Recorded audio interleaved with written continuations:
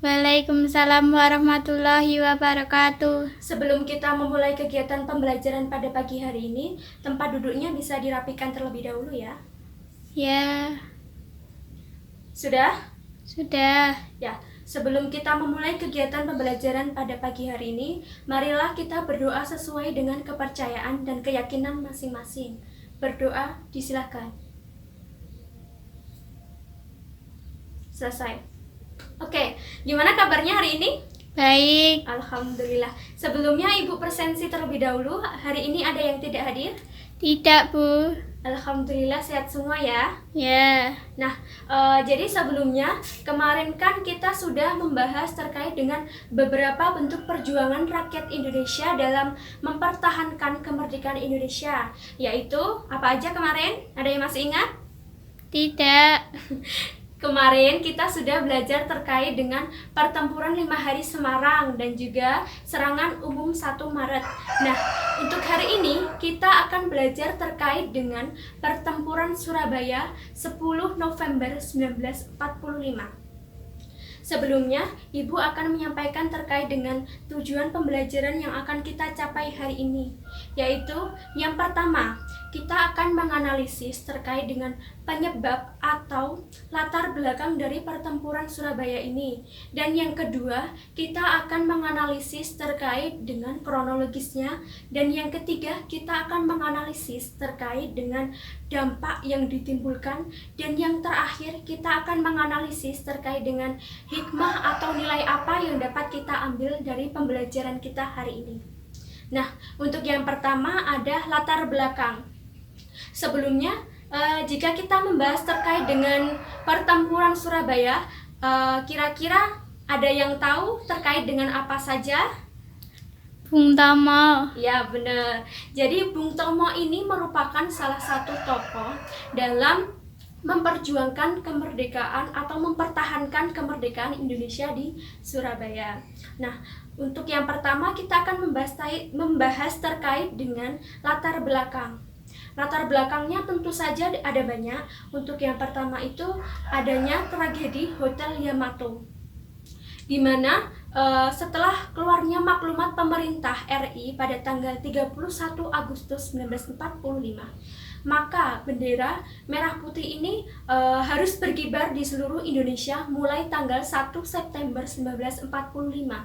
Tapi di Hotel Yamato ini sendiri, orang-orang Belanda ini mereka mengibarkan bendera Belanda tanpa persetujuan dari rakyat, sehingga rakyat ini marah dan akhirnya terjadilah pertikaian hingga nanti ada insiden perobekan bendera Belanda. Dan yang kedua adalah pendaratan tentara sekutu. Jadi tentara sekutu ini mereka mendarat di Jakarta, di mana mereka bertugas untuk melucuti serdadu tentara Jepang dan juga membebaskan tawanan Jepang. Dan juga selain itu sekutu ini juga bertugas untuk mengembalikan tentara Jepang ke negerinya. Nah, namun ternyata di balik tugas tersebut mereka ini memiliki tujuan lain, yaitu untuk mengembalikan kepemerintahan RI kepada pemerintah Belanda. Akhirnya dari rakyat sendiri timbullah berbagai perlawanan. Dan yang ketiga adalah penolakan pendaratan tentara sekutu di Surabaya itu sendiri. Jadi pada tanggal 25 Oktober 1945, tentara sekutu ini mendarat di Surabaya di bawah pimpinan Jenderal Malabi. Namun kedatangan mereka ini disambut dengan banyaknya penolakan dari rakyat. Akhirnya diadakanlah berbagai perundingan agar mereka ini dapat masuk ke Surabaya. Yang kedua, kita akan membahas terkait dengan kronologinya. Jadi setelah sekutu ini diizinkan untuk masuk ke Surabaya, mereka ini ternyata melanggar janji yang telah mereka sepakati, yaitu antara RI dan juga sekutu, di mana mereka ini ternyata menduduki beberapa tempat-tempat vital yang ada di Surabaya, dan juga mereka ini menyebarkan pamflet di mana berisi seruan agar rakyat Surabaya ini menyerahkan senjata hasil rampasan dari Jepang. Seperti itu. Akhirnya dari rakyat sendiri timbul berbagai perlawanan hingga pada 28 Oktober mereka ini berhasil untuk merebut kembali tempat-tempat yang sebelumnya telah diduduki oleh tentara sekutu. Hingga akhirnya pertempuran kembali memanas sampai tewasnya Jenderal Malabi, seperti itu. Nah, untuk yang selanjutnya adalah terkait dengan dampak. Dari yang Ibu sudah jelaskan, ada yang tahu dampaknya yang dapat kita lihat? Tidak. Tidak. Oke, jadi dampaknya yang pasti dari rakyat Indonesia sendiri telah kehilangan ribuan nyawa. Namun yang perlu digarisbawahi adalah semangat juang dari rakyat Surabaya ini dalam mempertahankan kemerdekaan Indonesia. Jadi seperti itu. Nah, sebelumnya ada pertanyaan terlebih dahulu? Tidak. Tidak ada? Tidak. Untuk selanjutnya, ini sekarang Ibu memiliki video. Silakan nanti anak-anak lihat, dan mungkin dari video nanti dapat bermanfaat bagi anak-anak.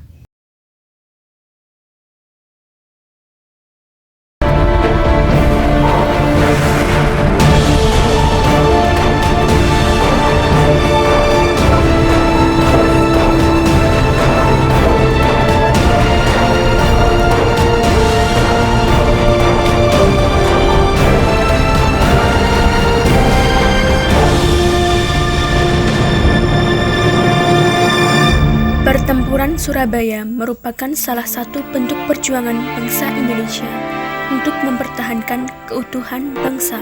Latar belakang Pertempuran Surabaya 10 November 1945. Tragedi Hotel Yamato. Setelah munculnya maklumat pemerintah RI tanggal 31 Agustus 1945, maka mulai 1 September 1945, bendera merah putih harus berkibar di seluruh Indonesia. Namun, pada 18 September 1945, Belanda mengibarkan bendera di tiang Hotel Yamato hingga memicu kemarahan rakyat. Presiden Sudirman mewakili massa berunding dengan Mr. Blokman, meminta agar bendera Belanda diturunkan. Namun, ia menolak dan terjadilah pertikaian yang menyebabkan Mr. Blokman tewas. Sementara itu, di luar hotel, massa berebut naik ke atas hotel untuk menurunkan bendera Belanda, merobek bagian birunya, dan mengerek kembali ke puncak tiang bendera sebagai bendera merah putih. 2. Pendaratan tentara sekutu.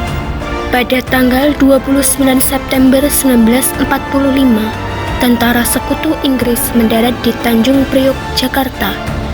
Tentara sekutu ditugaskan untuk melucuti tentara Jepang di Indonesia, membebaskan tawanan perang yang ditahan Jepang, dan memulangkan tentara Jepang ke negerinya. Namun, ternyata pendaratan sekutu memiliki tujuan lain, yaitu mengembalikan Indonesia kepada administrasi Belanda, hingga akhirnya memicu gejolak rakyat dan mengakibatkan perlawanan terhadap tentara sekutu di berbagai daerah. 3. Penolakan pendaratan tentara sekutu di Surabaya. Pada tanggal 25 Oktober 1945, Brigade 49 di bawah pimpinan Brigadir Jenderal Malabi mendarat di Surabaya. Mereka mendapat tugas dari Panglima Afne untuk melucuti serdadu Jepang dan menyelamatkan interniran sekutu. Pemerintah RI dan Malabi mengadakan berbagai perundingan hingga menghasilkan beberapa poin kesepakatan. 1. Inggris berjanji bahwa kedatangan angkatan perangnya tidak disertai angkatan perang Belanda. 2. Disetujui kerjasama antar kedua pihak untuk menjamin keamanan dan ketentraman. 3. Akan segera dibentuk kontak biru agar kerjasama dapat terjalin baik. 4. Inggris hanya akan melucuti senjata tentara Jepang. Atas kesepakatan tersebut, maka Inggris diizinkan masuk kota Surabaya. Namun, dalam praktiknya, Inggris tidak menepati janji dan justru menduduki objek-objek vital serta menyebarkan pamflet yang berisi perintah agar rakyat Surabaya dan Jawa Timur menyerahkan kembali senjata hasil rampasan dari Jepang. Akhirnya, pada tanggal 27 Oktober 1945, terjadilah kontak senjata antara pasukan Inggris dan para pejuang Surabaya.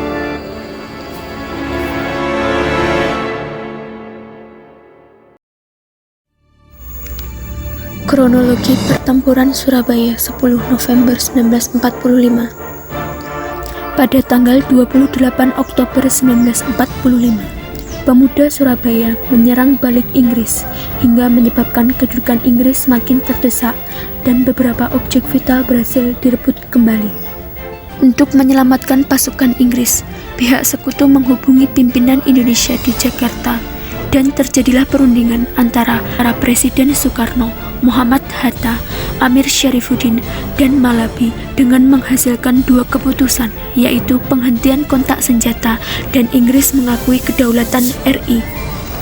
Agar hasil perundingan dapat dilaksanakan dengan baik, dibentuklah kontak biro yang anggotanya terdiri dari unsur pemerintah Republik Indonesia di Surabaya dengan 9 perwakilan dan tentara Inggris dengan 5 perwakilan. Mereka bertugas untuk menghentikan kontak senjata.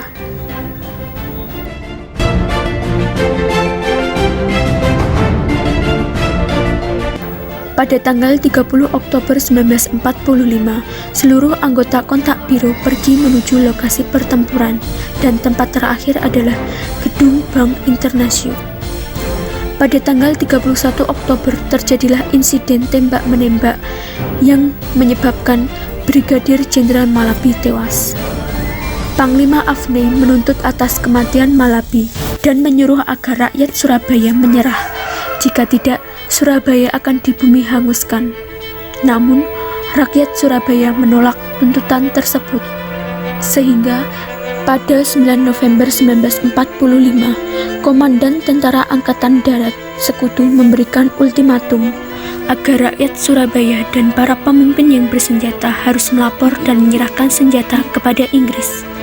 Semua harus menandatangani dokumen sebagai tanda menyerah tanpa syarat kepada Inggris dengan batas waktu pukul 6 pagi pada tanggal 10 November 1945.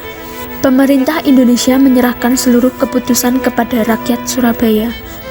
Pada pukul 10 malam tanggal 9 November 1945, Gubernur Suroyo melalui radio menyatakan menolak ultimatum Inggris dan para pemuda mulai membuat pertahanan di dalam kota. Kemudian, dari Jalan Mawar nomor 4, Bung Tomo membakar semangat juang rakyat melalui radio. Saudara-saudara rakyat Surabaya, siaplah, keadaan genting. Tetapi saya peringatkan sekali lagi, jangan mulai menembak.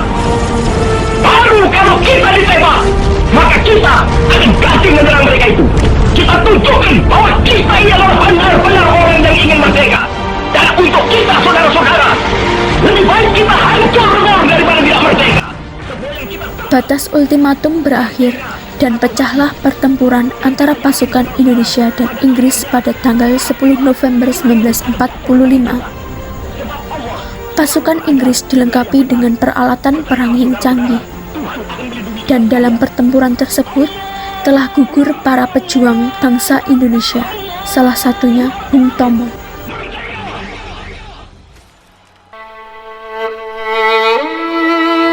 Dampak pertempuran Surabaya 10 November 1945. Dalam pertempuran Surabaya telah memakan korban ribuan jiwa dan kerugian dalam bidang fisik. Namun, dari sisi semangat, rakyat Surabaya tidak pantang menyerah dan menggerakkan perlawanan rakyat di seluruh Indonesia untuk melawan penjajah dan mempertahankan kemerdekaan.